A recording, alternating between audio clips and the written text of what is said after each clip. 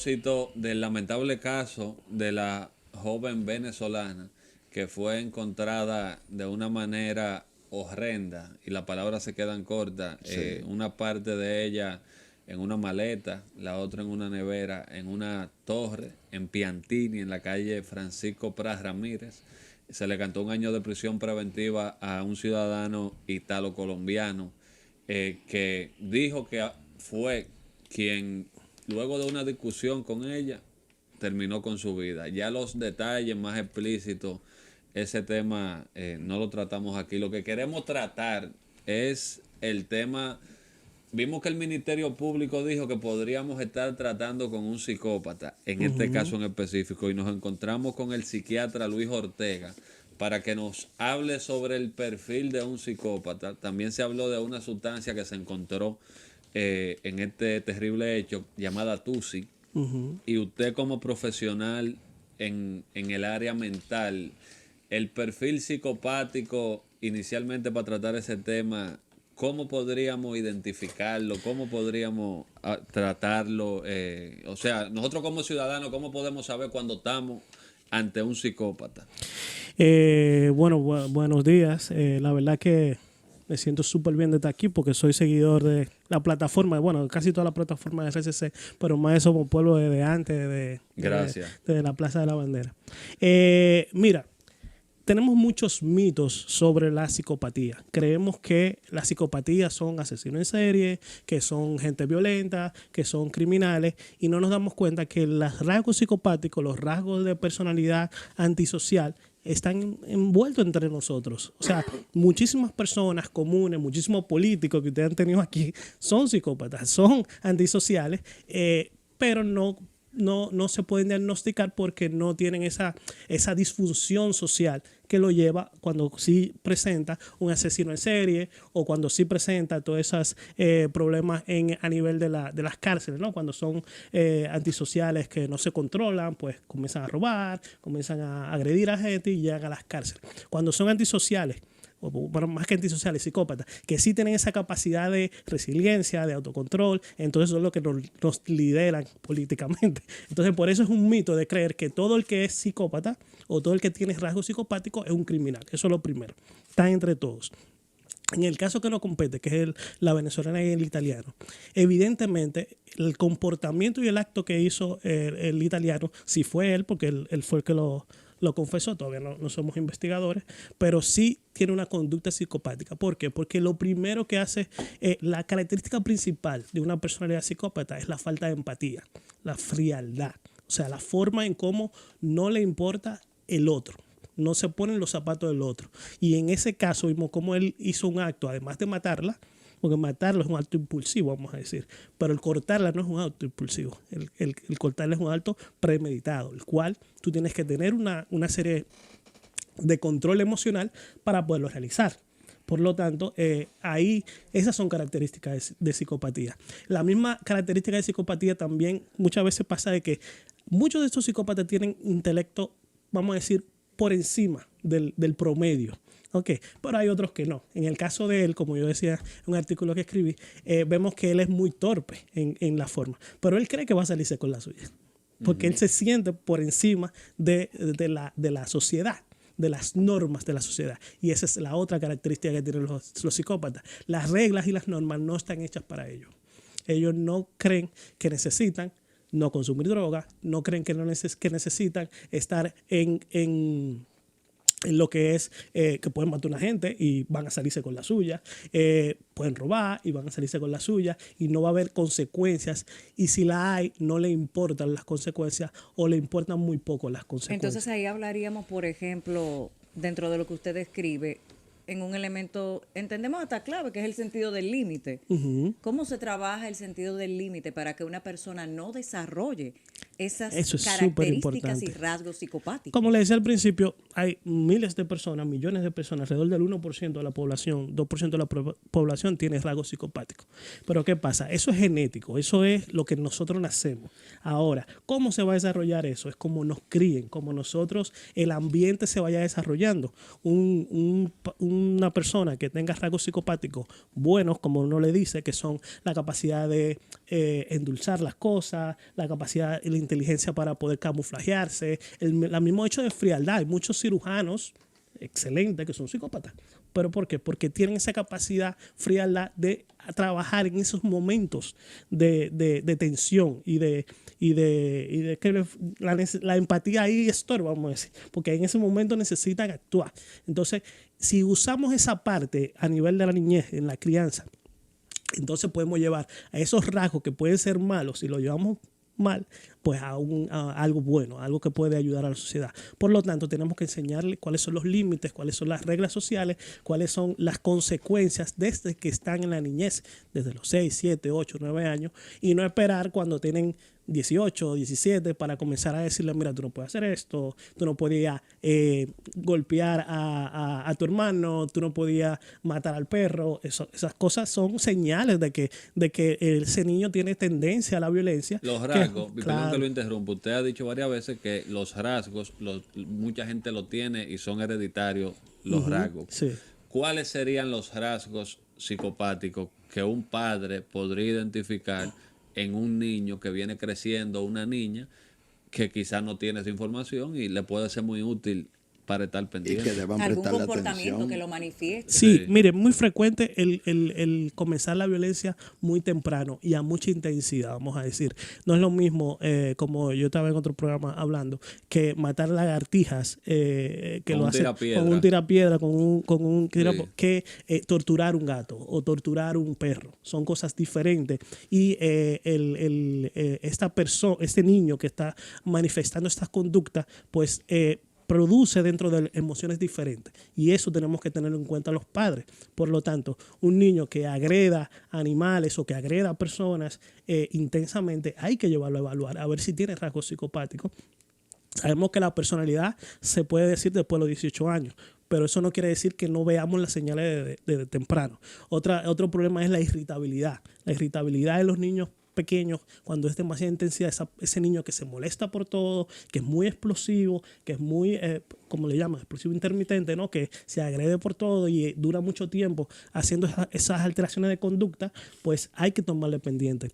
Los niños que tienen mucha planificación para hacer actos, tanto buenos como malos, hay que tener pendiente de que pueden desarrollar, porque tienen esa capacidad. Cuando tienen esa planificación de voy a hacer tal cosa y lo voy a tener con un fin, entonces 7, 8, 9 años es muy temprano para tener toda esa abstracción, vamos a decir. No es que está mal, puede ser incluso hasta bueno, pero hay que tenerlo en cuenta para llevarlo, para moldearlo, porque el problema que nosotros tenemos es que cuando vemos estas señales o que nos asustamos y lo que hacemos es negarlo. Lo primero que hacen los padres es decir, no hay problema, eso se le va a quitar, eso es inventando cuando es chiquito. Caen en negación los En una padres. negación. Y sigue desarrollándose el y patrón. sigue desarrollándose, e incluso algunas madres, algunos padres lo incentivan por X y razón. Entonces lo llevan después a la adolescencia y dicen, pero yo no sé por qué él es así. Él es así porque no lo tomaste a tiempo. ¿Cómo lo incentivarían sin darse cuenta? Mira, cuando le dicen, los mismos padres le dicen, mira, eso está muy bien, él lo que se está cuidando, él cuando están en esa... La conducta agresiva. Claro, cuando está en esa pequeña ganga de 9 o 10 años que estamos viendo ahora, que agreden a otros niños y el niño dice, no, el que se tiene que defender el otro. O sea, eso está incentivando al niño de que las conductas violentas, las conductas disociales son buenas. Y por ignorancia, están- la cultura machista es, no, el hijo mío es guapo, pelea, Claro, no se deja. claro, claro. Él le queda y ahí lo van alimentando sin darse Sí, cuenta. sí, Pero sí. volviendo al caso de la pobre señora y el italo-colombiano, se rumora que no fue él solo, que habían varios, que fue el comentario ese fuera de lugar que hizo el abogado, pero también se habla por el silenciador, por otra cosa, que era un sicario. Entonces, ahí caemos porque yo entiendo que un sicario es una gente que tiene rasgo sádico, tiene rasgo psicopático, tiene rasgo de antisocial. O sea, Porque eso es una profesión del caray, mi hermano. Es que en el caso de él, ya sea a mutus propio o sea porque lo mandaron, tiene rasgos psicopáticos. Las dos características, el acto en sí tiene que tener rasgos psicopáticos. Pero le para pregunté actuar. eso porque los últimos años el sicariato es un nombre ya que uno lo oye hasta común, de tantos casos de sicariato que hay, que en el narco, que con los políticos, que con cosas a nivel mundial. Entonces yo digo, esa gente deben padecer de algún tipo de enfermedad mental, porque ellos viven normal Sí. y llegan a su casa muchas veces casados y duermen tranquilos. Y comete hechos como eso que dice su señor, el Claro. colombiano, esa es cosa, porque eso no es un señor. Es grave, señores. En Colombia han hecho estudios y han visto que, porque hay un alto índice de sicariato, ¿no? Y han visto que no todos los sicarios son psicópatas. Sí tienen que tener algún trastorno de personalidad del grupo B, que son impulsivos, que son muy sagaces, ¿no? ¿Verdad? Y usan cosas extremas, pero no necesariamente todos son psicópatas. Pero sí hay una gran cantidad que son psicópatas porque manejar esa emoción que te produce el matar y el aguantar esa emoción, pues tiene que tener algún tipo de rasgo para poderlo manejar. Puede llegarse un momento en una situación colectiva en que ese tipo de comportamiento se normalice. Se lo digo, por ejemplo, porque hay países como Israel, la Franja de Gaza, que tienen décadas sumidos dentro de un conflicto violento. Uh-huh. ¿Puede ese tipo de hecho perpetuado en el tiempo hacer que la gente pierda la empatía por el otro ser humano? Sí, pero no, entonces no hablaremos de una patología psicópata individual, sino un ambiente social que hizo que cambie la cultura del La país. No percepción. es lo mismo, exacto, no es lo mismo una persona de Medio Oriente que golpea a su mujer que una persona de Latinoamérica. ¿Por qué? Porque los rasgos culturales que ellos tienen le permiten, sin ser psicópata, le permiten ese acto. Se ha normalizado eso. Entonces, no necesariamente todos son psicópatas. En cambio, aquí la mayoría que golpean sí tienen esos rasgos. Entonces, ¿por qué? Porque aquí sí lo vemos culturalmente cambiado. Y es lo que hablábamos del ambiente. El ambiente cambia la persona. Entonces, en lugares donde los rasgos psicopáticos son adaptados, pues entonces personas que no son psicópatas hacen esos mismos actos. Pasa igual con el sicariato. También hablamos de sustancias controladas o a veces incluso legalizadas como el alcohol y lo que eso genera en el cuerpo. Uh-huh. Digamos ahora que estamos en época de fiesta, fin de año, hay que hablar del alcoholismo. Uh-huh. La gente a veces no asocia y nos gustaría que nos explicara elemento por elemento el tema del alcoholismo y la voluntad de la persona para salir de ese círculo, porque realmente sí tiene un componente psicológico. Claro. Porque cuando afecta una parte del cuerpo, en este caso el hígado es el control remoto literal de la disposición del ser humano. Y si está afectado, va a haber mermada la posibilidad de salir de ese círculo vicioso. Por ejemplo, en República Dominicana, donde hay niveles muy altos de consumo de alcohol, sin control, incluso esta misma semana hablábamos de consumo de alcohol en menores y desde el proceso de gestación. Uh-huh. ¿Qué recomendaciones daría y qué explicación podría aportarle al pueblo con respecto a la incidencia del alcohol y el cambio incluso hasta de las células del ADN? Sí, es importante. El alcohol es un problema. Probablemente el alcohol es la droga más deleteria que hay y una de las más difíciles de tratar porque es una droga legal. Es una droga que cualquiera puede acceder y está incluso bien vista según el ambiente cultural donde estemos, porque no es lo mismo beber alcohol aquí que en Dubái. En Dubái no se puede beber alcohol, por lo tanto Pero se fuma opio. Pero lo que le quiero decir en el caso del alcohol, claro, se fuma otra cosa. Cultural, no, todo es cultural. Sí, entonces, Producto Interno Bruto de Afganistán. Opio. Poppy seed. Entonces, y ven cómo no todo el mundo es adicto allá. Hay que ver la parte cultural y cómo se manifiesta y cómo tratan cada sustancia. En este caso, el alcohol, que es legalizado, es sumamente deleterio, tanto para el hígado como tú decías, como para el cerebro. la forma en cómo interactúa, que primero es desinhibiéndote, sintiéndote bien en los primeros momentos, te da fuerza, te da confianza, y en este país que es muy importante la interacción entre el hombre y la mujer y la noviecita, y poder bailar y poder sentirse bien, pues el alcohol en un principio ayuda mucho. ¿Qué pasa? Después viene la depresión del sistema nervioso central. Entonces viene la parte mala y la parte de la resaca y de sentirse mal y de la adicción. Y de que esa persona comienza a hacer un vínculo con esa sustancia para poder sentirse como se sintió la primera vez. Y lamentablemente en este país la educación, que es lo principal para atacar las drogas no se atacan en salud pública, las drogas se atacan en el colegio. Ahí es que hay que cambiar el chip a los adolescentes y a los niños para que podamos disminuir la incidencia. Claro, tenemos que disminuir la incidencia de consumo de alcohol, porque después de que tienen 20 años, 30 años, nosotros no le podemos cambiar ese hábito, ese cerebro a esos adolescentes probablemente. Entonces tenemos que comenzarlo desde niñez. Y en este país, que vemos que podemos tomar alcohol manejando, comprándolo en un drive-thru, que los niños, los adolescentes, muchos de los colmados, de los centros de expendio, dicen que no le venden alcohol a los niños, pero va el niño y le venden las 5 cervezas, y después hay algunos incluso que dicen, no, pero yo le pregunté si era para su papá. Que dice mi mamá que le mande 5 jumbo. ¿Qué te asegura eso? De que se lo van a usar con los padres. Entonces, es un problema y es una epidemia, y es un problema de salud pública, pero que tenemos que atacarlo desde el principio, desde la génesis, que es la niñez. Doctor, hay una sustancia que aparece en la escena del crimen allá, cuando hablo del caso de la venezolana, que es Tusi. ¿Usted podría hablarnos algo? Esa sustancia está muy de moda.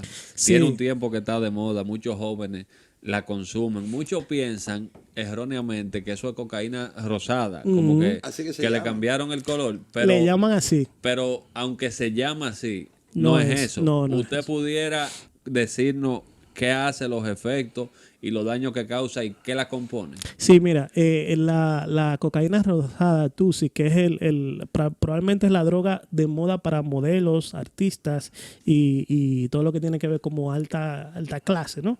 Y lo vemos en ese caso también, que está en Piantini, aunque era un R&B, pero se ve que no era una persona de bajo recurso, ¿no? En este caso, el Tusi, y vi en varios medios de comunicación que decían que era cocaína. Nada que ver con la cocaína. No tiene cocaína. Lo que tiene es ketamina con adición de otra sustancia. El Tusi se comenzó a ver en el 2011 en Colombia, más o menos, de la mezcla de la ketamina con el éxtasis, el NMDA, o la cafeína. Comenzaban a mezclarla en altas dosis, y eso hacía que tengan esa sensación, esa alteración de la percepción por parte de la ketamina y esa alteración de las emociones por parte del éxtasis o el NMDA. Claro, esto 1000 veces o 2000 veces más grande que cuando lo haces solo, porque se potencializan los efectos, las dos.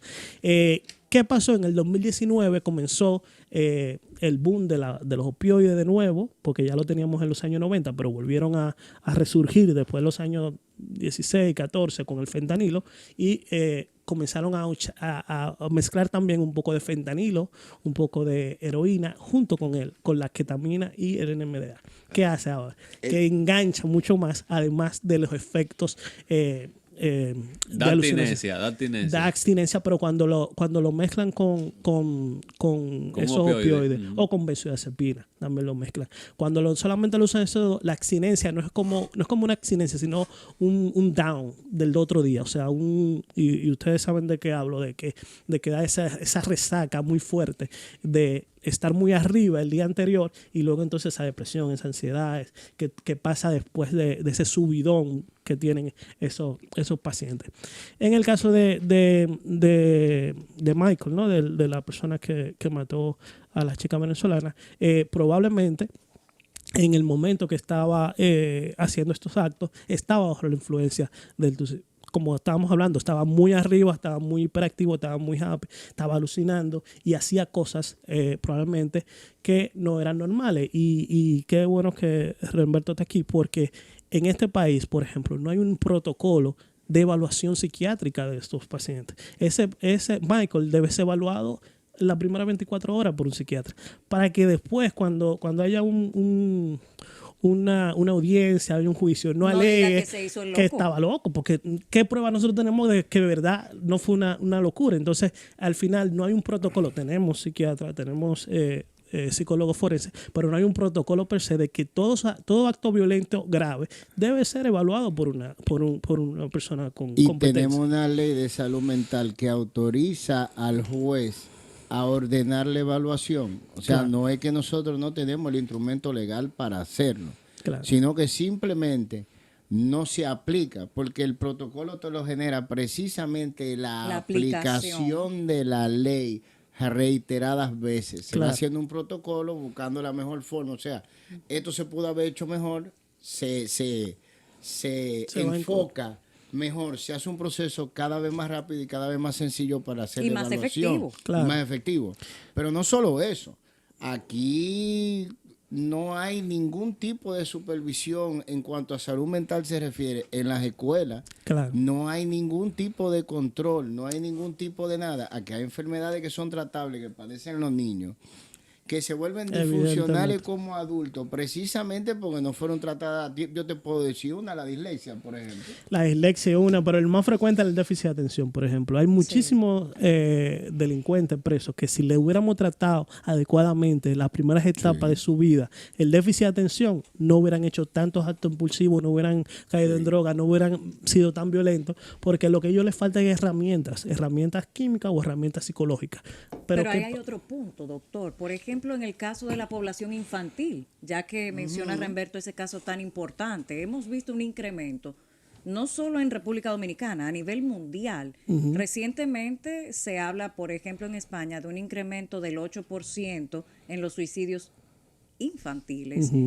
Y aquí en República Dominicana tenemos casos reiterados como el niño que recurre al suicidio, eso a cada rato, porque no le compraron el celular que quería, literalmente. Entonces ahí venimos con el elemento que mencionamos al principio, tal vez del manejo de las emociones y las frustraciones, pero ¿cómo se puede degenerar hasta el punto de recurrir al suicidio? En esa cadena, el padre, el tutor, ¿qué debe hacer para que no termine en el desenlace fatal? ¿Hay algo evitable? Sí, evidentemente han aumentado los casos de suicidio en niños y adolescentes en el mundo entero. Después de la pandemia hubo un aumento muy grande de lo que es toda la enfermedad mental, incluyendo las ideas suicidas y los intentos suicidas. Hay que tener algo en cuenta y a mí me gusta mucho hablar de eso. Siempre para que tengan claro los padres. No todos los niños que la deja la novia o la adolescente, que no le dan el celular o que tienen un problema se van a intentar suicidar, porque si no tuviéramos millones de suicidios al día. Entonces hay que tener en cuenta que esos son factores externos que aumentan una base genética biológica. Okay. Hay que tener que tener una base biológica el niño de depresión, de ideación suicida, de trastorno de personalidad, para usar ese mecanismo de bienestar emocional. Eso es importante saberlo, porque si no, te digo, tuviéramos una incidencia de que tuviéramos como las películas, ¿no? Tirándose los niños de la azotea. Y todavía, gracias a Dios, no pasa eso. Lo que sí hemos visto después del 2000, 2005, es la influencia de las redes sociales. La influencia de las redes sociales ha habido muy importante en lo que es el aislamiento de los niños, en lo que es el manejo de las emociones de los niños, porque imagínense que un niño en la época de nosotros, cuando teníamos 40 y los que tienen más, iba al colegio, le hacían bullying, tenía una confrontación con alguien y se iba para su casa ya después. No tenía constantemente ese estímulo de tener que estar bien con el grupo, de tener que encajar, todo eso, que es muy estresante para el adolescente y el niño. Ahora no, ahora todo el tiempo tiene que estar subiendo fotos en Instagram, todo el tiempo tiene que estar bailando en TikTok, y eso hace, y personas que no ni siquiera son niños, y muchos que son niños, que comienzan a interactuar con él diciéndole, tú bailas mal, tú eres feo. Entonces, ese constante vaivén emocional, los niños no están acostumbrados a tenerlo. Por lo tanto, aumentan todo lo que es la incidencia en la salud mental, incluyendo los suicidios. Pero también el tema de reafirmar los trastornos mentales. Eso es una tendencia que se está popularizando en la propia cultura, en esas modas y tendencias que usted bien refiere a través de las redes sociales. ¿Qué se puede hacer cuando incluso especialistas de la salud mental reafirman el trastorno? Está el tema de las autopercepciones distorsionadas como un mecanismo de tendencia en la moda. Y entra incluso hasta mutilar órganos sanos por una moda. Sí, no, bueno, es que vuelvo y te digo, es que no es una moda, es que en este momento se está viendo más, pero por ejemplo, mutilarse las manos, que lo hacen no lo hacen solo, pero muy frecuente en un trastorno que se llama trastorno límite de personalidad, es una cuestión que se hace desde siempre, desde que el humano nació. Lo que pasa es que ahora tienen grupos en Instagram donde enseñan a la otra hacerlo. En Colombia ahora salió que se triplicó la petición en las fiscalías allá, en los centros donde se puede legalmente pedir el cambio de género, por ejemplo. Y la mayoría son hombres hacia mujeres. Una persona que viva en Padre Las Casas, no una niña de 12 años que vive en Padre Las Casas, hace 20 años no hubiera sabido que se puede cortar para en ese momento bajar la ansiedad, por ejemplo. Pero ahora tenemos conexión, y esa niña de los Padres de las Casas lo ve, le llega el mensaje, y el mensaje hace que lo intente. Y cuando comienzan, es como la droga, no pueden parar. Es igual. El problema ha sido la forma en que nosotros utilizamos las redes sociales, la forma en que nos estamos comunicando, y la misma cultura que estamos haciendo de dejar que el adolescente y el niño se críe solo, de que sea aislado, de que está bien que él se ponga 13 horas del día, vaya al colegio y después se quede 13 horas ahí en la habitación, y que no hay problema, y le llevamos las comidas y le llevamos y la misma adoctrinamiento que tiene un poco esta época, que yo creo que estamos en la parte extrema. Antes éramos muy conservadores en los años 50 y ahora estamos extremadamente liberales. Entonces la parte de mala de la parte de liberal, pues entonces viene como consecuencia todos esos trastornos que están desarrollando. Hay una edad en la cual ya el niño estaría fuera de ser tan susceptible a ese tipo de influencia negativa. Lo que pasa es que todos somos influenciables por las redes sociales en cualquier edad. La base que le demos a ese niño de resiliencia, de manejo de emociones, le va a dar la capacidad de hacerlo desde los 12 años o de los 30 años, que cuando terminamos de 25 años, que cuando terminamos de formar el cerebro.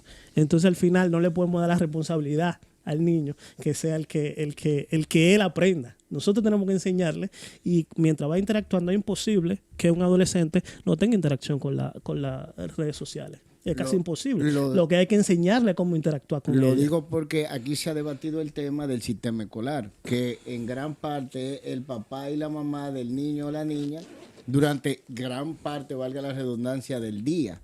Entonces es el momento en el cual el padre está fuera de contacto del niño o la niña. Entonces, para saber, porque hemos aquí analizado la deficiencia del sistema escolar, y aquí acabamos de decir una, que no hay ni siquiera una supervisión en cuanto a salud mental se refiere en un plantel escolar, y para eso nos piden préstamos, ¿verdad que claro. No. Pero tú mismo lo dijiste, lo que tú dices, Ramberto, pues si hacen materias, si hacen interacciones reales de control emocional, manejo de la ira, enseñanza de la violencia, esos mismos talleres, esas mismas exposiciones, ¿no? El visitar, el ver qué es lo que pasa con una persona cuando está en la cárcel. Todas esas cosas hacen que el niño vaya aprendiendo y ya vaya identificándose, y no le dejamos toda la responsabilidad a los padres, que lamentablemente ahora mismo no tienen esa capacidad, porque volvemos a la educación. Ellos no tienen la capacidad. ¿Cómo tú le puedes dar algo a tu hijo que tú no tienes? Si tú no tienes control emocional, tú no se lo puedes dar a tu hijo. Entonces, resumiendo, inicialmente el tema de la psicopatía es algo, los rasgos psicopáticos son más comunes quizás de lo que uno piensa. Sí, una tarea de los padres estar pendiente a las señales que pudiera dar un hijo, quizás de una violencia más de lo normal, porque la violencia sucede y es normal que suceda, pero ya esos comportamientos quizás de un maltrato un poco más sádico de un animal, de esa planificación de hacer algo Con detalle. con mucho detalle, con mucha sagacidad. Usted o sea, en base a eso podríamos entender, y usted habiendo dicho que hay personas que hacen labores buenas, que Claro. tienen rasgos psicopáticos, que el problema sería sobre todo la crianza Claro, el inicial ambiente. familiar, el ambiente escolar y el ambiente en que se desarrolla el Social, niño socialmente. claro, definitivamente. Los rasgos psicopáticos, como lo que vimos en este caso, se van a desarrollar más o menos en una sociedad dependiendo de cómo influyamos en esas personas que son vulnerables. Por lo tanto, si tenemos buena confort social, tenemos buenos padres que dan el ambiente adecuado y tenemos un niño que está en un ambiente escolar adecuado, es casi imposible que desarrolle rasgos psicopáticos malos. Incluso para también solamente agregar un punto, el asunto del alcoholismo, que lo mencionamos al iniciar, porque es algo muy recurrente aquí en República Dominicana, pero no quiero irme sin que usted nos diga algo sobre ese tema. La gente habla de que el alcoholismo es hereditario, y en efecto lo es, pero no como la gente cree, Claro. porque entra la epigenética, cómo mi entorno no solo influye, sino que determina, porque hay un cambio que sucede a lo interno del cuerpo. Yo quiero que usted explique ese proceso para que todo padre o tutor que nos esté escuchando entienda que ese cambio es real, porque hay una descarga incluso bioquímica Eso es así. de la cual cada ser humano, después que entra en ese círculo, difícilmente pueda salir sin ayuda. Sí, es muy importante diferenciar entre la genética y la epigenética. La genética es lo que nosotros nacemos y está en nuestro ADN y está ahí y se selló ahí. Ahora, la epigenética es nuestro ADN que se cambia según el ambiente. ¿Qué pasa? Cuando nosotros tenemos tendencia al alcoholismo por familiares, por Una predisposición esas personas que están expuestas a esta sustancia tienen muchas más probabilidades de que sean alcohólicos. No quiere decir que el que no tiene genes, suponiendo que tengamos un gen para el alcoholismo, no pueden quedar adictos, también pueden quedar adictos, pero ¿qué pasa? Aquí necesitarán más estímulos, mucho más tiempo para poder llegar a ese ambiente. Entonces, no podemos quedarnos con la idea de que solamente porque mi papá, mi abuelo fue alcohólico, pues yo no puedo beber. No hay un gen alcohólico, ojo No con hay un esto, gen no es alcohólico, eso, es no el hay un ambiente gen- que incide en esa descarga Exactamente. química y hace que se modifiquen las células, y por eso sí lo vemos ya luego físicamente en el alcoholismo. Eso es así. O sea, sí hay una herencia, y es pero muy es importante saberlo porque... Pero yo ahí quiero hablar un poquito porque yo he estudiado mucho sobre eso. Sí hay una predisposición genética. Sí, sí. Que si tú consumes algún tipo de sustancia, no necesariamente alcohol, puede disparar eso. Y te puede convertir en adicto independientemente de la epigenética. Otra cosa, se te puede manifestar de diferentes formas. No necesariamente tiene que ser con sustancias que te alteren tu estado, o con el alcohol, que es una droga de las peores, lo digo a ¿Es boca legal? llena.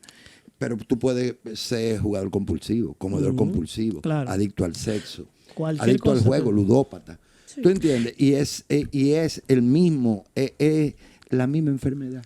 Porque es un desorden de comportamiento que se manifiesta como obsesivo, compulsivo y te lleva a actuar por impulsos. Yo quiero decir algo, doctor, porque yo, en base a la experiencia y también en base, bueno, más la experiencia que todo, yo estudié psicología clínica, Sí, pero yo más sé. que la psicología clínica, la experiencia. Usted sabe, y quizá el que no escucha, hay gente que no lo entiende, pero hay gente que sí lo entiende, la adicción es una enfermedad. Claro que Y sí. está presente, pudiera decir yo, en toda la familia dominicana y quizá del mundo. Es más común de lo que usted piensa. Sí. Mucha gente lo niega, quizá por vergüenza, por un tabú, por una presión social. O porque no lo a entiende, veces o ni lo porque está sabe. bien social, Sí. socialmente está O bien visto. Sí, no muchos, lo identifica. muchos que no entienden que es un problema de salud y que lo ven como un Exacto. problema problema de valores, un problema de moral, un problema social. Que al final acaba siendo un problema social, pero inicia siendo un problema de salud. La predisposición genética es real y voy a explicar algo en base a eso. Cuando usted hace un árbol genético, genealógico, de alguien que tiene, si usted tiene problemas con sustancia, usted va a ver que en su familia en algún lado va a aparecer una Aparece. persona que tuvo problemas con sustancia, ya sea alcohol, ya sea una sustancia ilegal, ya sea la ludopatía, que de hecho cuando usted analiza el efecto de la ludopatía y de la cocaína es muy similar. La gente Todo. que juega... Igual que por el eso, sexo, igual- todo lo que te activa el sistema de recompensa, La compra te va compulsiva. la compra la compulsiva. compra Sí. compulsiva, todo ese sistema Violencia. Entonces, sí, Violencia. porque es un... la agresión tiene un Sí, ambiente, pero eso es más es un poco- complejo ahí. y es un poco más sádico Ujú, también. sí, más complejo. Porque el tema de las adicciones es que el adicto busca esa recompensa que en español es placer, el gusto. Vamos a llevarlo al Exactamente, pueblo. exactamente. Entonces usted lo que es adicto es al gusto. Que luego tú buscando eso que una Lo que te vez hizo encontraste, sentir. lo que acaba es sufriendo. Pero tú no quieres el sufrimiento, tú quieres lo que tú conociste una vez, que lo está buscando y nunca lo puede encontrar. Exactamente, Más nunca lo puede encontrar. exactamente. Pero la adicción como tal se manifiesta en diferentes conductas autodestructivas. Una es el consumo de sustancias, ya sea legales o ilegales. Porque yo conozco gente, señores, el alcohol da duro. Ese alcohol mata de verdad. El cigarrillo. Yo vi el cigarrillo, el alcohol. Puede ser, por ejemplo, una conducta sana que se vuelva insana cuando se hace de manera compulsiva, como hasta el trabajo, y tú descuidas muchísima vaina por el trabajo. Puede ser una relación Enfermiza. que tú le das prioridad por sobre todas las cosas y también se vuelve enfermiza. Puede ser, hay personas que se obsesionan hasta con ellos mismos. O sea, Sí. porque la obsesión, usted Pero sabe hay que esa idea obsesiones muy fija. buenas. Porque, por Claro. ejemplo, ustedes están obsesionados con decir la verdad. Aquí yo te veo a ti cuando tú haces esa pregunta incisiva que te produce ese placer, Sí. como lo voy a encontrar la verdad. Sí. Y eso hace que es prácticamente lo mismo. Ese circuito es lo que uno busca todo el tiempo, incluso en el día a día. Y como tú dices, cuando pasa eso a algo disfuncional, es que se convierte en una adicción. Pero de hecho, en eso que usted señala, por ejemplo, la búsqueda de la verdad tiene un sentido trascendente. En el caso de las adicciones que señala Piro, tiene un sentido inmediato de recompensa por Claro, placer y claro. eso cambia completamente No, la claro, es discusión. totalmente Lo que diferente. sí, algo que me pareció interesante sobre lo que mencionó Piro es de personas que incluso hasta en el trabajo y descuidan otras cosas importantes de la vida, incluyendo, por ejemplo, la higiene del sueño. ¿Qué tan Claro. importante es Súper para el importante. ser humano y su funcionamiento habitual? La salud mental, el cerebro en sí, lo más importante que comer es dormir. O sea, es la condición más importante en la salud mental, neurología, psiquiatría, todo lo que tiene que ver con el cerebro es el sueño, la reparación del sueño. Ahí es que nosotros fijamos conocimiento, ahí es que nosotros descansamos el cerebro, cogemos nueva información, fijamos información y el cerebro comienza a reprogramarse en ese tiempo, porque en el día a día no tiene tiempo porque hay demasiados estímulos. Entonces, cuando hay cero estímulo o poco estímulo es donde él comienza a arreglar ese software, el cerebro. Y si no le damos lo suficientemente tiempo, siempre vamos a tener ese problema. Y van a venir todas las complicaciones posteriores. Sí, nosotros, usted diciendo eso, yo tengo problemas de sueño. O sea, Yo también. yo no... Bueno, yo- los problemas de yo- sueño llegan de un 30% de la Yo población. creo que algo bien común, Alarmante. que algo bien común y que algo que no se le pone la atención que se le debería Claro poner que porque sí. se normaliza. Se normaliza. Y como es algo que pasa en un horario, por ejemplo, que tú no estás socializando ni nada, que no es algo que la gente ve, sino que es algo muy personal, uno mismo lo minimiza, pero yo me he dado cuenta que uno no rinde igual. No, y que los efectos no son inmediatos casi nunca. O sea, tú comienzas a tener problemas de sueño, pero tú vienes a ver los problemas de memoria, los problemas de cómo tú funcionas, de los problemas de control de emocional a los 10, 12 años de dormir mal. Entonces, como no son inmediatos, cuando vemos que tenemos problemas de que no estamos, incluso gente propensa al Alzheimer se activa más por el problema de sueño, gente propensa a la depresión se activa por el problema de sueño Y no lo asocia. y no lo asocia porque fueron años atrás y lleva años y dice, no, pero yo siempre he sido así. Es que está mal que Eso no yo pueda le iba a dormir. decir. Desde los 15 años que yo sepa, yo no duermo. Pero que está mal normalizar eso y está mal dejarlo. O sea, que tú No, tengas pero- problemas de depresión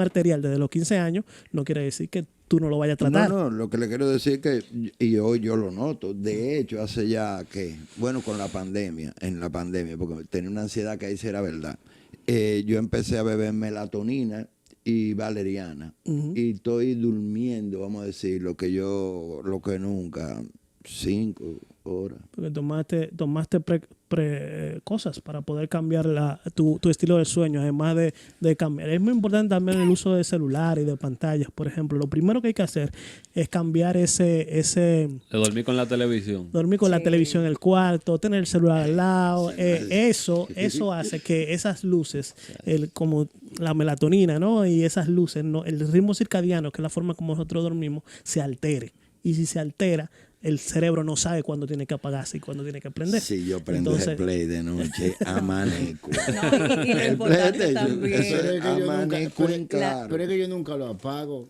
Yo no tengo forma de apagarlo. No, yo digo el PlayStation. No, Si yo me digo el pongo a jugar yo Play, digo el amanezco en mira, claro porque todo- amanezco. todo Es eso esa que tú influencia me viste, permanente de pantallas. Magnesio me han puesto, a mí me han puesto de todo. Yo, es que no se apaga. No, el mío no se apaga. Ahora, que el burro punto así, de el la mío no apaga diferencia tampoco. entre, por Mamacita. ejemplo, la gente no asociar algo real y concreto con la higiene del sueño. Un ejemplo, yo no tengo problema del sueño porque en el momento en que yo siento el sueño, a mí no hay que hacerme ningún tipo de motivación, yo caigo redonda. Las mujeres duermen con más facilidad que los Te hombres. tengo envidia. No, hay una pero serie de oye la hormonas que diferencia, porque promueven. viene la otra Hay una serie de parte. hormonas que promueven el dormir y tengo muchas de las envidia. mujeres duermen mejor que los Sí. hombres. Pero oigan la diferencia. esposa Una también. cosa Todas las es, mujeres.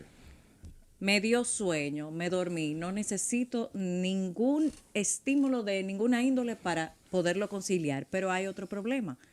Eso versus la cantidad de horas que se Claro. duerme, que ahí es Y donde la realmente calidad. incide. Ni siquiera la cantidad, la calidad de horas. Nosotros tenemos varias etapas de sueño. Ay, Y hay 45 minutos de las 6 horas o de las 10 horas que son las vitales para dormir, para descansar.